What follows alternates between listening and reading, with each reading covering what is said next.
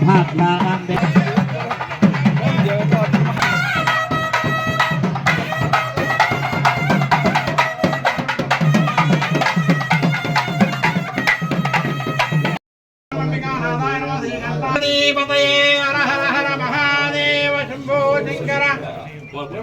बोधकरी पवित्र जननी पापोह विध्वंसिनी शुभकरी सर्वार्थ संपत्करी देशोरा దేవస్థానానికి సంబంధించి అభివృద్ధికి అంటే ఆదాయం దేవుడికే.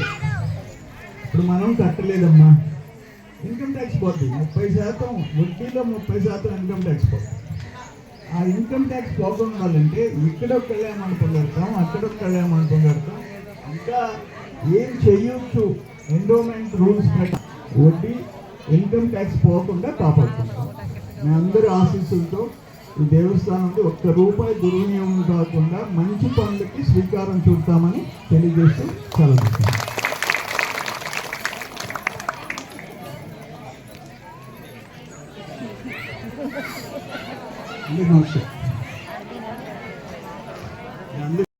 స్వామి సిద్ధేశ్వర స్వామి టెంపుల్ ఈరోజు వరలక్ష్మి వ్రతం సందర్భంగా ఇక్కడికి రావడం జరిగింది.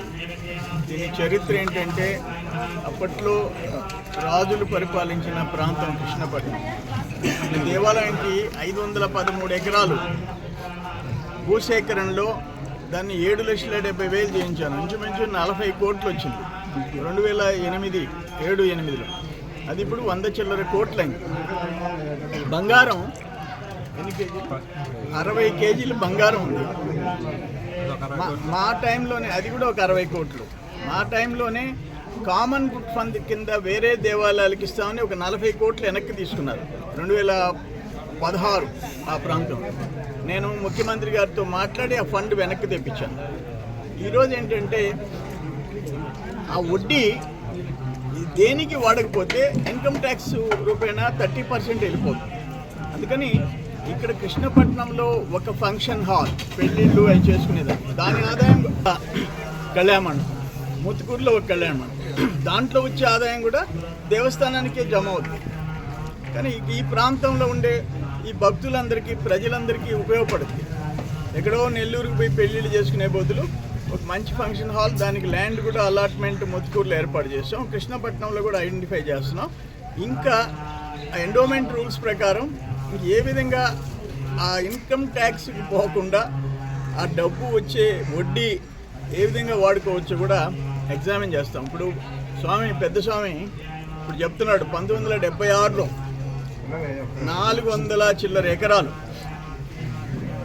ప్రభుత్వం ఎకరా 1000 రూపాయల లెక్కన అమ్మేసి 76లో 4 లక్షల చిల్లర వస్తుంది.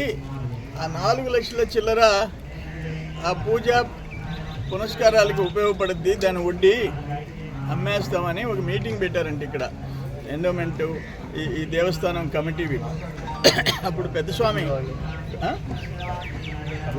అప్పటి రాజధాని హైదరాబాద్కి పంపించాలని చూస్తే పెద్దస్వామి అడ్డుపడి ఆపాడు. అందుకని ఈరోజు 100 కోట్లు 60 కేజీల బంగారం పరిస్థితికి వచ్చింది.